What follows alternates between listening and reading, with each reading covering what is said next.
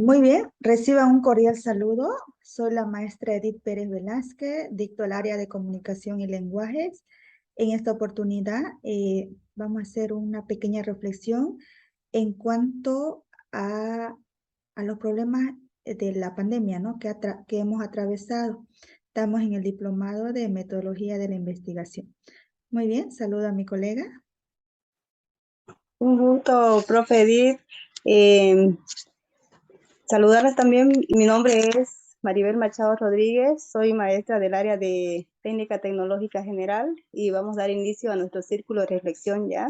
Voy a empezar con la primera pregunta, profe Edith, y me gustaría escuchar su opinión, ¿no? Respecto a las respuestas. Ya. ¿Cuáles son nuestras principales preocupaciones, dificultades y desafíos respecto a la modalidad presencial en la concreción educativa post pandemia? Muy bien, gracias, profe.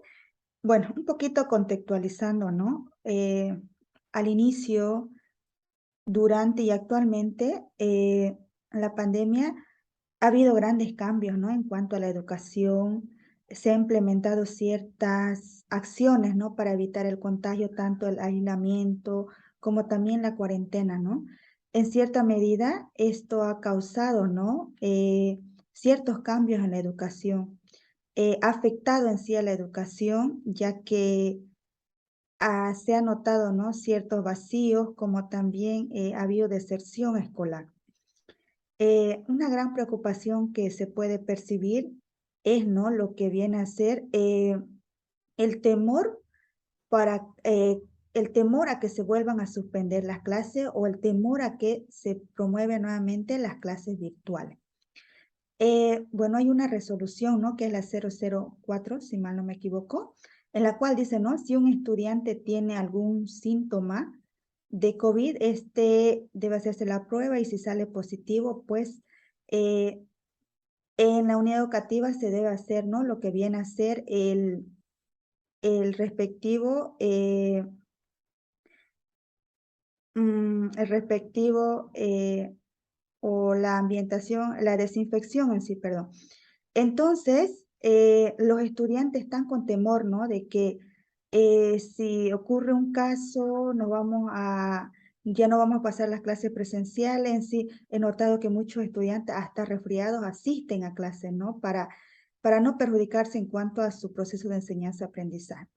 En cuanto a la dificultad, pienso que todo recae en el proceso de enseñanza-aprendizaje, ¿no? Los estudiantes tienen un gran vacío en cuanto a la adquisición de sus conocimientos. Y bueno, el desafío que tenemos como docentes, como estudiantes, es, ¿no?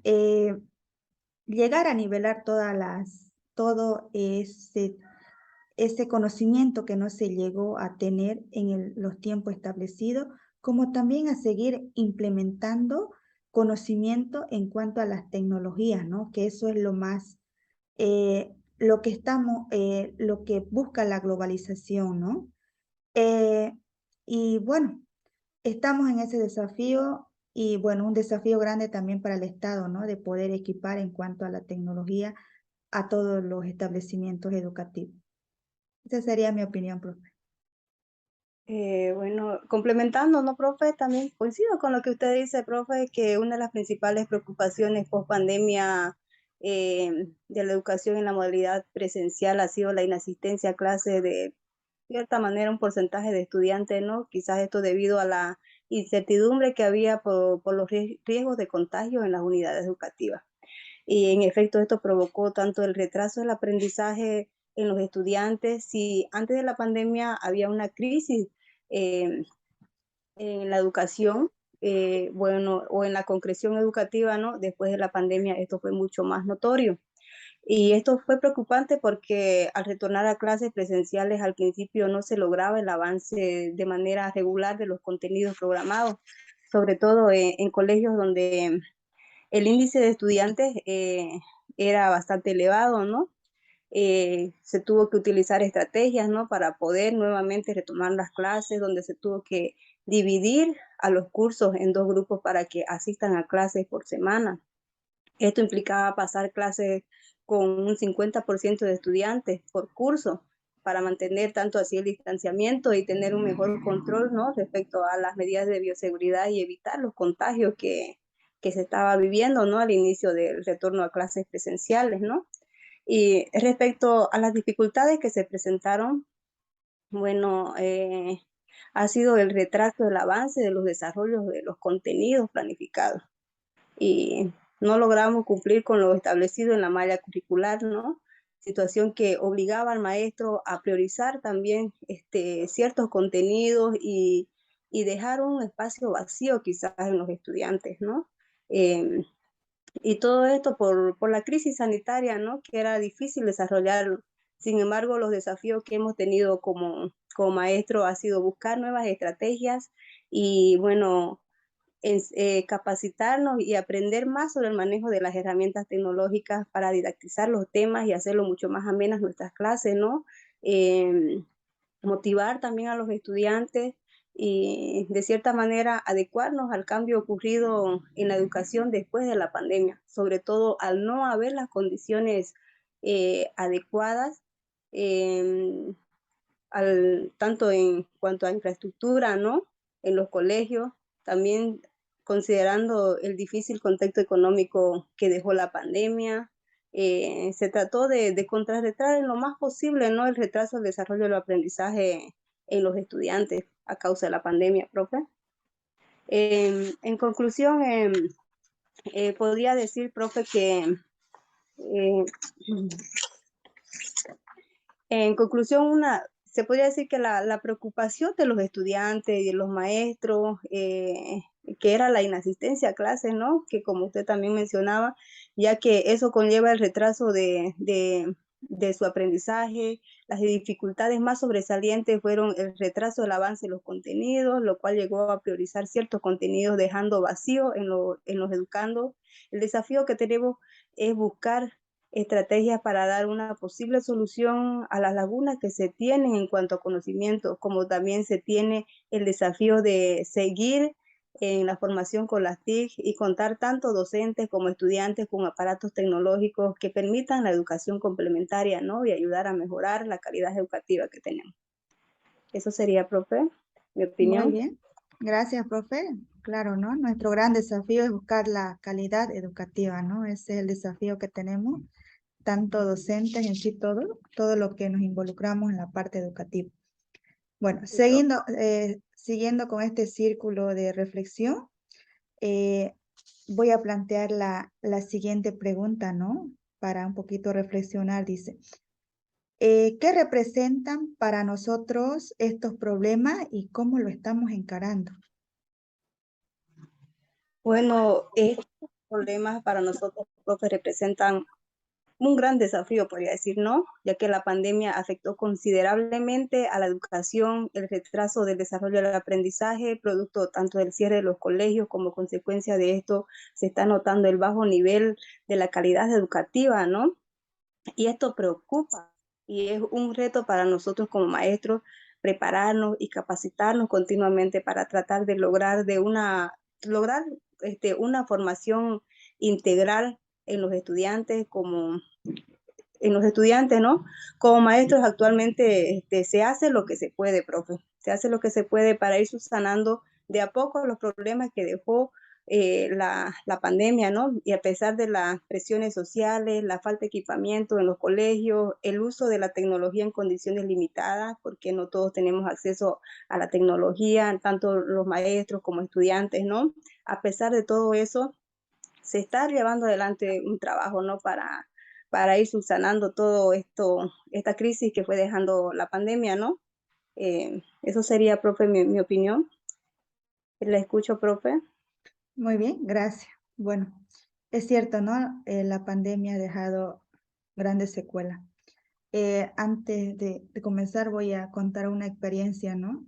Recuerdo muy bien que una mamá, durante este tiempo de las clases virtuales, el tiempo de la pandemia, me dijo, ¿no? Prefiero que mi hijo se aplace a que mi hijo se contagie y pierda la vida. Entonces ahí se puede notar, ¿no? Que los maestros como tal hemos empleado distintas estrategias, distintas metodologías para llegar a los estudiantes, pero a pesar de ello, no hemos podido llegar a su totalidad, ¿no? A todos nuestros estudiantes, porque muchos pues se fueron para el campo, entonces allá ellos se aislaron en su propia, en su comunidad, en su chaco, como aquí normalmente lo llamamos, ¿no? Entonces, eh, de cierta manera, pues se ha notado el vacío en cuanto a su proceso de enseñanza-aprendizaje o en cuanto a la adquisición de su conocimiento. Como maestros, pues estamos, ¿no?, encarando esta situación, empleando nuevas metodologías, nuevas estrategias, llegando a ellos para que ellos, de cierta manera, puedan alcanzar el conocimiento requerido, ¿no? A pesar de no contar con la infraestructura tal vez o con el equipamiento adecuado, como maestros siempre estamos prestos a darle una posible solución a estas necesidades o estas dificultades que se presentan en nuestros estudiantes. Bueno, como conclusión puedo decir, ¿no?, que que a pesar que hemos tenido estas dificultades como maestros, siempre estamos en la predisposición de buscar nuevas estrategias, nuevas metodologías para encarar esta situación y de cierta manera incidir en que los estudiantes tengan eh, ese conocimiento a la par, ¿no?, con la cual estamos, en la cual en este tiempo de globalización, podríamos decir, ¿no? Aunque no se cuenta con el equipamiento, decía, o tal vez con la infraestructura, pero a pesar de ello, seguimos en pie para llegar a lo que tanto buscamos, anhelamos, como es la calidad educativa. Muy bien. Entonces, profe, siguiendo, ¿no?, un poquito, nos gustaría que hagamos un poquito la reflexión, el análisis en cuanto a esta técnica del círculo de reflexión. Según su percepción, profe, ¿cuáles serían estos aspectos positivos que usted ha notado del círculo de reflexión? Bueno, profe, esta técnica del círculo de reflexión, bueno, he podido ver aspectos positivos que son muy relevantes, ¿no? Porque ayuda a encontrar una respuesta en común mediante un diálogo, como es lo que estamos haciendo en este momento también. Permite reflexionar e intercambiar experiencias o ideas sobre un tema de trabajo. También cada persona tiende a comunicar lo que vive, lo que siente, su experiencia. Se genera un diálogo fluido que ayuda a identificar criterios centrales sobre un tema, que en este caso estábamos debatiendo o haciendo el círculo de reflexión sobre las dificultades que se presentaron, ¿no? Después de la pandemia, ¿no? Al retornar a las clases presenciales, ¿no? También se puede identificar serios criterios centrales sobre un tema, se escucha y se acepta las posibilidades de que el razonamiento del otro también sea válido, ¿no? Y muy interesante esta técnica de reflexión, pues, así como también hay aspectos positivos, pienso que también hay aspectos negativos y no sé, me gustaría también escuchar su opinión, profe. Muy bien, gracias, profe. Claro, ¿no? Claro que hay también aspectos negativos, ¿no? Entre ellos, algo que se manifiesta dentro de esta técnica es que muchas veces ciertos participantes se salen, ¿no?, de la temática en la cual se ha programado trabajar, ¿no? Hablan de otros temas distintos a lo que se le ha invitado o están participando, ¿no? Otro aspecto negativo tal vez sería, ¿no?, que a muchos participantes les cuesta expresar, ya sea por temor o por vergüenza, ¿no? Les cuesta expresar, lo cual no se puede recabar la información necesaria, ¿no? Y otros, en otras ocasiones, pues plantean ideas muy generalizadas, ¿no? O supuestos, lo cual también dificulta, ¿no? No se puede enriquecer con la información, ¿no?, que se necesita para llevar a cabo este tipo de círculo de reflexión, lo cual su objetivo es generar, ¿no?, ciertos conocimientos para ayudar, ¿no? Entonces podríamos decir que la técnica del círculo de reflexión es una técnica muy adecuada, muy oportuna en el ambiente, ¿no? Ya que esta nos permite conocer, apreciar y de cierta manera aceptar tal vez el razonamiento del otro individuo, ¿no? Claro que también, como decía, nos puede presentar cierta negatividad, ¿no? Como por ejemplo que se salgan del tema o que den ideas muy generalizadas, lo cual no nos ayudaría, ¿no? A lograr nuestro objetivo en el cual nos hemos planteado. Pero esta es una técnica muy recomendada para trabajar, ¿no? No sé, profe, ¿qué más nos puede decir? Bueno, profe, haciendo quizás sacando una conclusión general respecto al círculo de reflexión y también sobre la didáctica no parametral, ¿no? Después de haber analizado todo esto, he llegado, bueno, a la conclusión de que es muy importante en nuestra formación docente desarrollar este tipo de técnica de círculo de reflexión, de colegas, entre estudiantes para conocer e intercambiar experiencias, ya que a través de ello se puede generar nuevos conocimientos, que es lo que se quiere, ¿no?